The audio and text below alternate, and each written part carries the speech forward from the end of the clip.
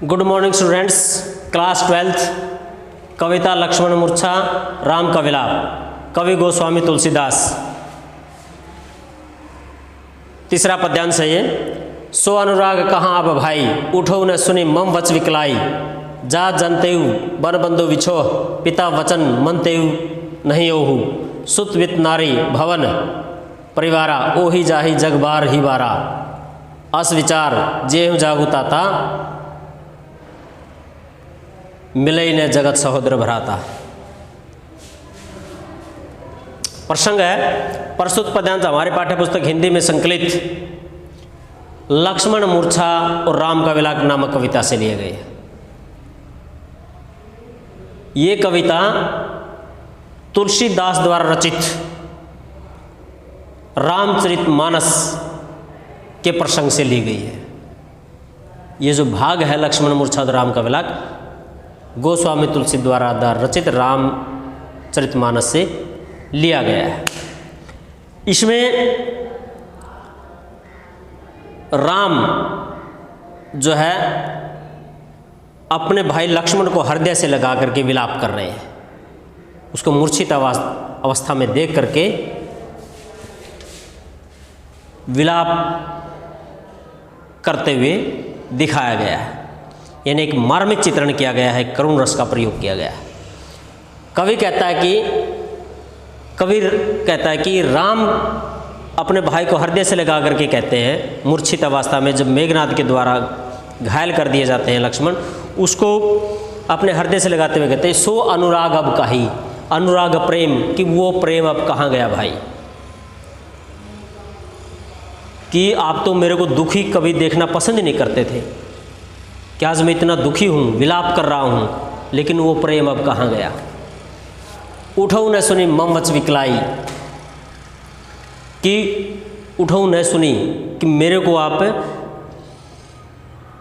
सुनो, मतलब मेरे व्याकुल वचनों को सुनो, उठ करके मुझे बताओ कि वो प्रेम कहाँ गया।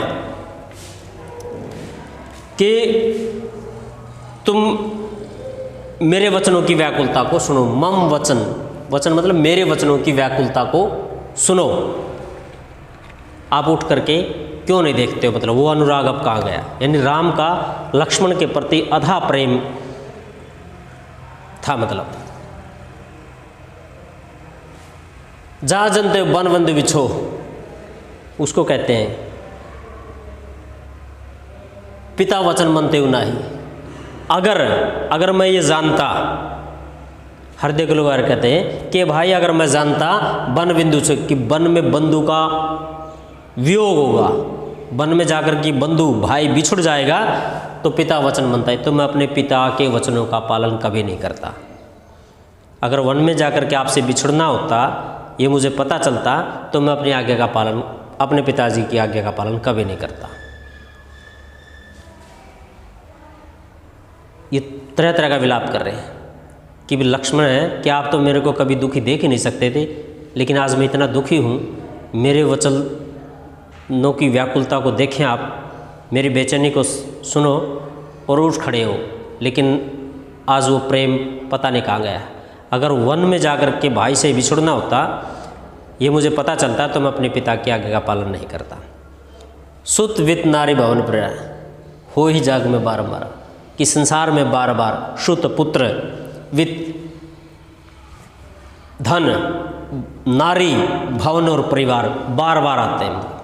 कि वे संसार में पुत्र भी दोबारा मिल सकता है, धन भी मिल सकता है, नारी भी मिल सकती है, नारी मतलब पत्नी भी मिल सकती है, दोबारा शादी हो सकती है, भवन मिल सकता है, परिवार भी मिल सकता है। ये संसार में आते रहते हैं, मतलब नष्ट होते रहते हैं, दोबारा मिल जाते हैं। लेकिन अस विचार जग जग मिला ही न जगत भरोता। लेकिन संसार में सहोदर भ्राता, सगा भाई कभी भी नहीं मिलता, प्रयत्न करने के बाद भी नहीं मिलता सगा भाई। अस विचार, ऐसा विचार करके जियो जगत के, मतलब हे तात आप जागृत हो जाओ कि संसार में हर चीज़ दोबारा मिल सकती है, लेकिन सगा भाई कभी भी दोबारा नहीं मिल सकता। ऐसा सोच करके अपने हृदय में विचार करके आप जागृत हो जाओ, मतलब जाग जाओ, उठ खड़े हो। राम ने बहुत ही मार्मिक मतलब स्वामी तुलसीदास ने बहुत ही मार्मिक चित्रण किया गया है कि राम जो है एक प्रभु थे, ईश्वर का रूप थे, सब कुछ जानते थे, लेकिन फिर भी एक साधारण मनुष्य के समान विलाप कर रहे हैं अपने भाई को, हृदय से लगा करके, छाती से लगा करके विलाप कर रहे हैं कि अगर मुझे ऐसा पता होता है कि वन में आकर के आपसे बिछुड़ना है तो मैं कभी अपने वचनों का पिता के वचनों का आज्ञा पालन नहीं करता। संसार में हर चीज़ दोबारा मिल सकती है, पुत्र भी दोबारा मिल सकता है, धन भी मिल सकता है, पत्नी भी मिल सकती है, भवन भी मिल सकता है, परिवार भी मिल सकता है, लेकिन संसार में सगा भाई दोबारा नहीं मिल सकता। ऐसा कहते हैं कि आप अपने हृदय में विचार करो, अपने भाई की व्याकुलता को देखो और जागृत हो जाओ।